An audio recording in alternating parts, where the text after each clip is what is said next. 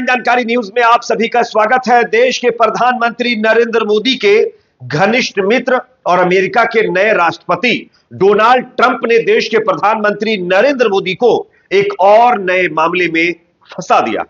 आप सब जानते हैं प्रधानमंत्री नरेंद्र मोदी हाल ही में अमेरिकी दौरे से वापस आए हैं।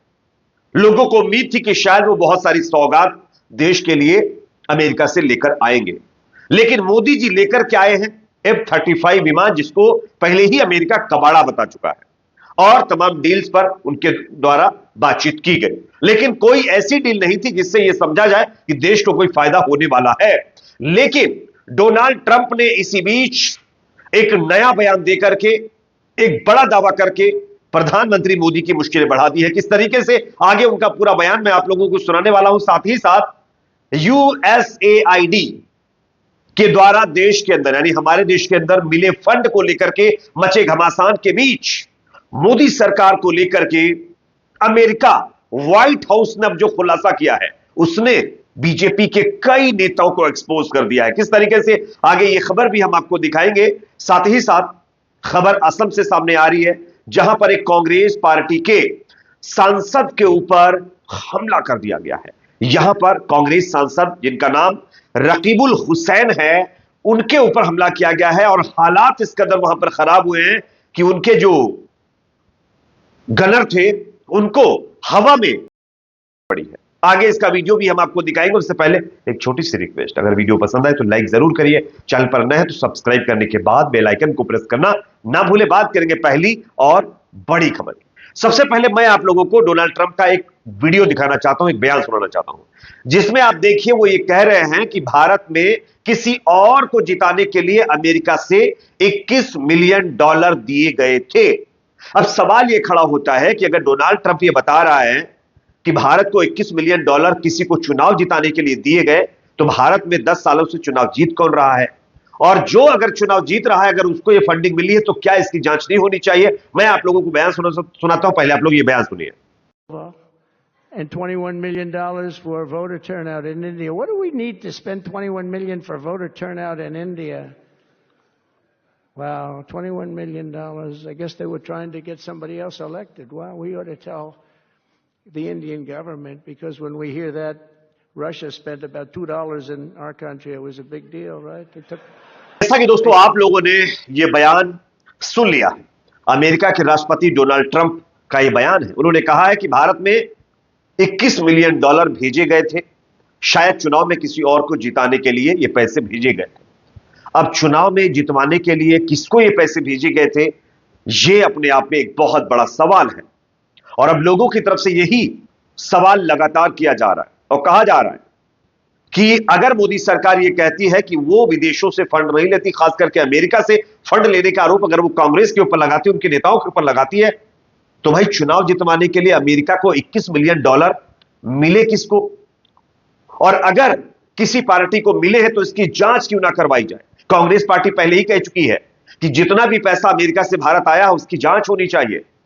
और इसी के साथ साथ यहां पर USAID को लेकर के भी कांग्रेस पार्टी कह चुकी है कि इसकी जांच हो और इस बात का खुलासा किया जाए कि आखिरकार ये जो पैसा अमेरिका से भारत में आ रहा है, ये किसके लिए आ रहा है। ये अपने आप में बहुत बड़ा सवाल है और कहीं ना कहीं मोदी सरकार को इसका जवाब देना चाहिए, क्योंकि अगर उनके सत्ता में रहते हुए, मोदी जी तो 10 साल से सत्ता में है ना, अब तो 11वां साल लग गया है, 10 साल से सत्ता में है, उनके सत्ता में रहते हुए विदेशी फंडिंग भारत के अंदर आ रही थी, वो भी एक पॉलिटिकल पार्टी को मिल रही थी, तो वो कौन सी पॉलिटिकल पार्टी है जिसको फंडिंग मिल रही थी? और इसका पता बीजेपी को क्यों नहीं चल पाया, ये लोग सवाल कर रहे हैं। अब मैं आपको एक और बयान सुनाना चाहता हूं, आप सुनिए। जो USAID को लेकर के ये दावा किया जा रहा था कि इससे कांग्रेस पार्टी को हेल्प की गई, ऐसा वैसा वगैरह वगैरह, लाभ न जाने और क्या। अब व्हाइट हाउस की तरफ से इस पर एक बयान सामने आया है।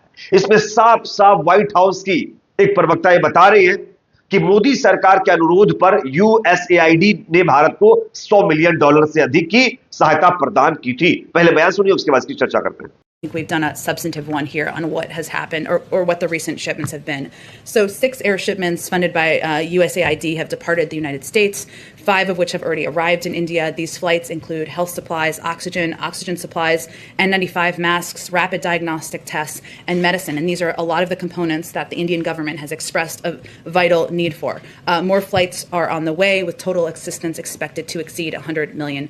At the request of the government of India, USAID provided these urgently needed supplies to the Indian Red Cross to ensure they reach those most in need as quickly as possible. In terms of oxygen support, which, as you all know, is a big component of what they need right now, we're talking about oxygen cylinders. So USAID delivered approximately 1,500 cylinders that will remain in India and can repeatedly be refilled at local supply centers, with more plane loads to come. Oxygen concentrators, USAID has sent approximately 550. बयान आप लोगों ने सुन लिया है दोस्तों। अब इस बयान में ये जो महिला बयान देती हुई नजर आ रही है, ये व्हाइट हाउस की एक बड़े पद की महिला है और वो साफ साफ कह रही है कि मोदी सरकार की तरफ से अनुरोध करने पर यूएसएआईडी ने भारत को $100 मिलियन से अधिक की सहायता प्रदान की थी।